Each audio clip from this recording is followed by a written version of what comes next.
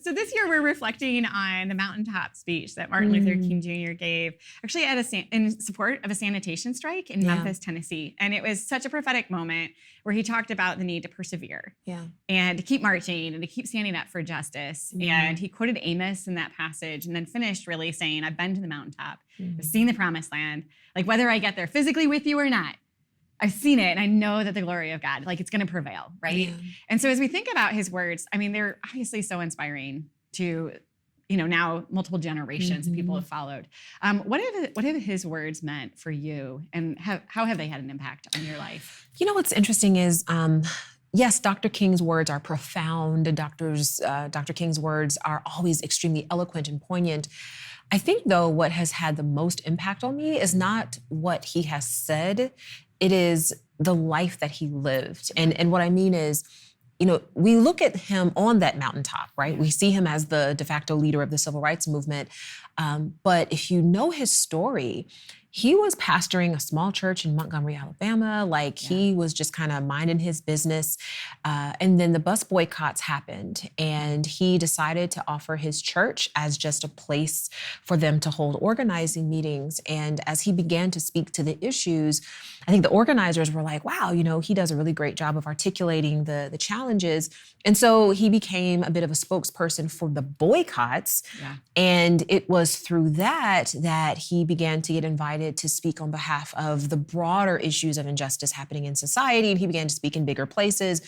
And I say that because I think what I admire about Dr. King is he wasn't pursuing the position of being the leader of the civil rights movement.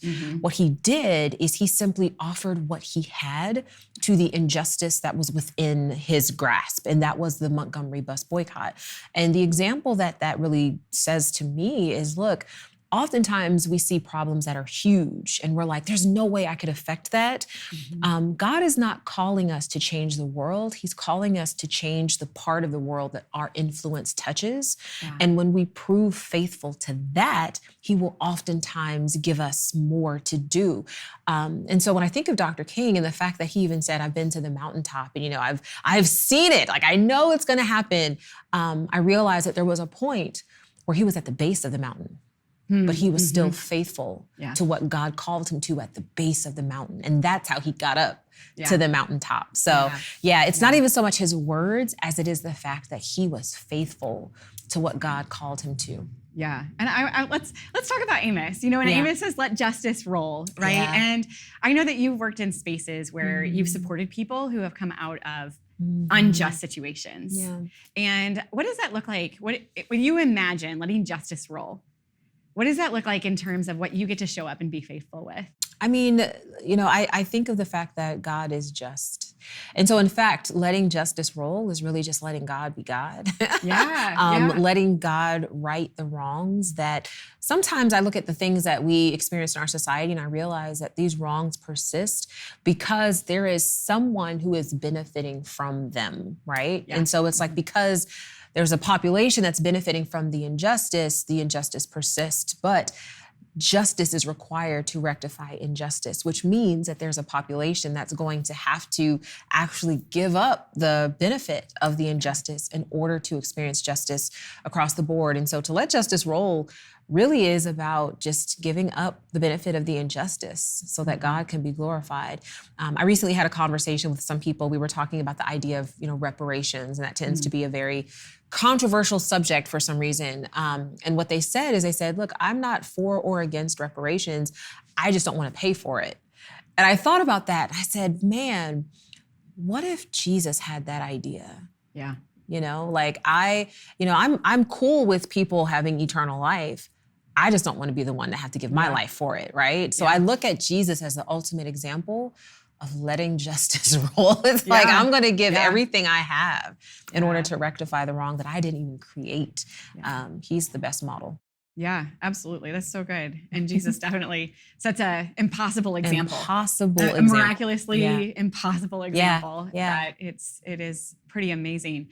When we think about MLK's life and Dr. King's life and his impact, not just in being a great spokesperson, but in creating conversation and doing it in a way that wasn't that wasn't violent. It was a conversation that not everybody was happy about, obviously, but he started a conversation. So what are some of the things that you've seen that are good tools to start a conversation and then to keep it in open communication? I think we have to approach conversations about injustice with a level of humility that is sometimes difficult because, look, I'm a Black woman. And so when I talk about issues, for example, of racial injustice, usually people say, oh, here we go again with the race issue, without realizing that part of the reason why I talk about it is because my grandfather, he was a World War II veteran. He fought bravely for this country. And when he returned from war, he was denied access to the GI loan. He was denied the housing that his white comrades were given access to. He wasn't given scholarships to go to college. He couldn't even go to the colleges because being a Black man, he wasn't admitted. And so what it did is it created generations of economic inequity and disparity in my family. And so when I talk about these issues, it's because I've lived the experience of them. And so I think we have to approach it with humility that just because this may not have been your experience doesn't mean it's not true. And we have to be willing to listen. We have to be willing to recognize that our experience is not the only one. And so I think humility is one of those things that can open the door for understanding. Understanding is necessary for change. Yeah, absolutely. 100%. We approach it with arrogance. It kind of shuts down people's ability to receive and to listen. And so it is so pivotal. So he talks in his speech about the mountaintop a lot about perseverance and keeping up the march. And so what do you do? Like, we have the conversation over and over again, like, oh man, here we go again, right? Yeah. What do you do to persevere? How do you as a Black woman, how do you persevere? And stay faithful to the conversations? Well, this actually goes back to what I said earlier about what I most admire about Dr. King is not as much his words, but the life he lived, because this work is hard. I founded an organization called Faith and Prejudice, which is really designed to equip local churches to actually drive for tangible equity changes in their community around the issues of race. And so many times, like, we've had pastors and churches just kind of fall by the wayside because they said, we're getting so much opposition in our community. Members are leaving the church because we're having these conversations.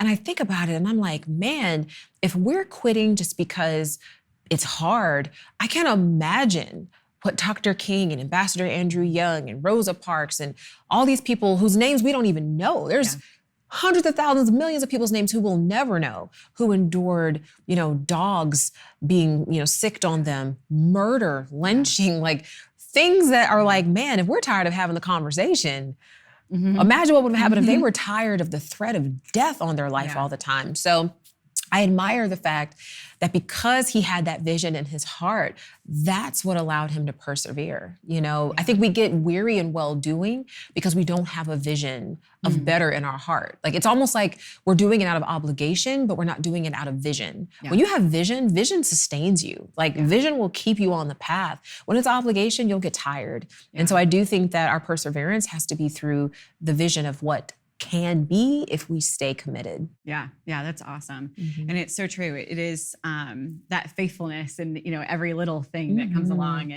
and having that bigger picture. And I think that's part of the mountaintop, that moment. And so, for you, what have you had like that kind of like mountaintop where you're like, I see it, this is the kingdom, this is what keeps me in these conversations. And what inspired you to start your nonprofit? Let's talk about it all. Yeah, I think what keeps me invigorated is I have seen what happens when you allow love to meet ignorance. There's a gentleman named Nathan Rutstein, and he once said that prejudice is an emotional commitment to ignorance.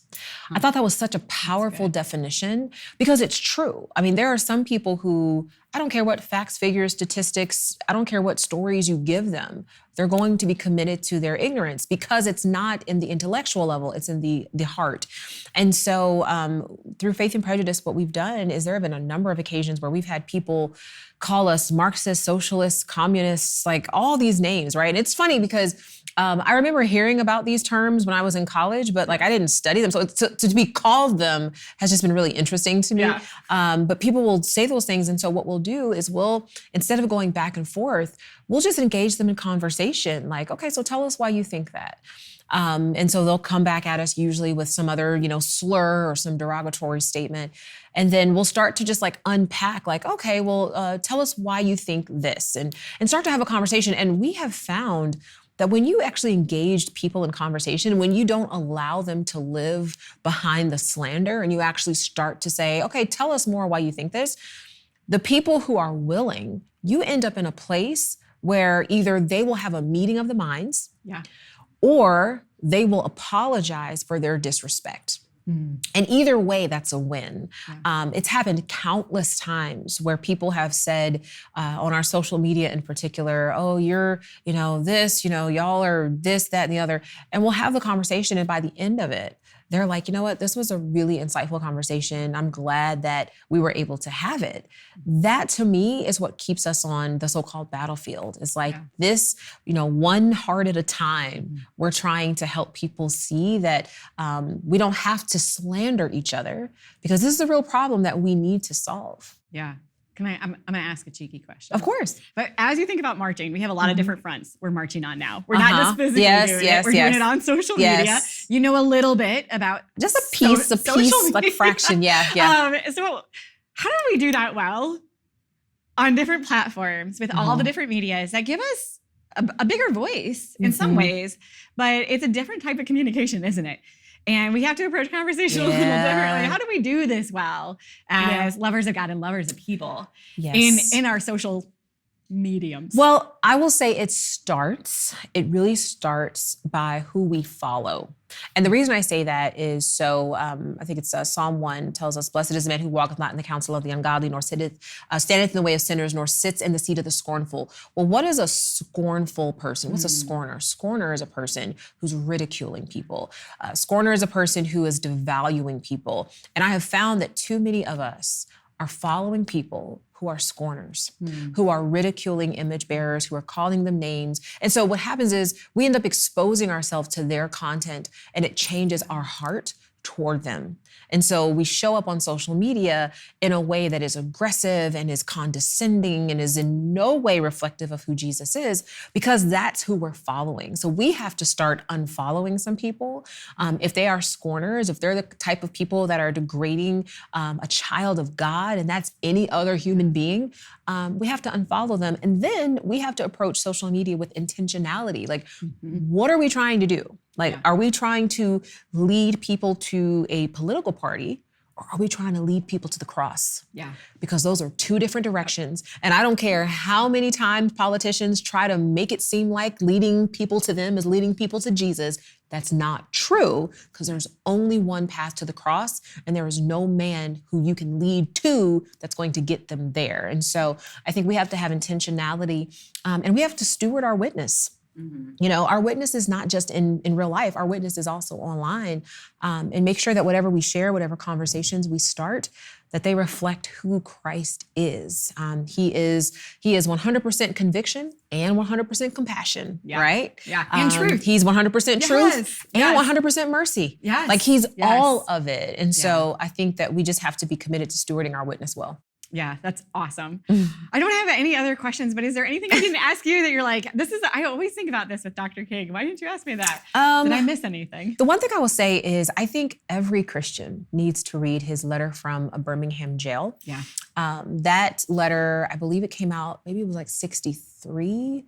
That letter is almost 60 years old and everything in it is as relevant today as it was then.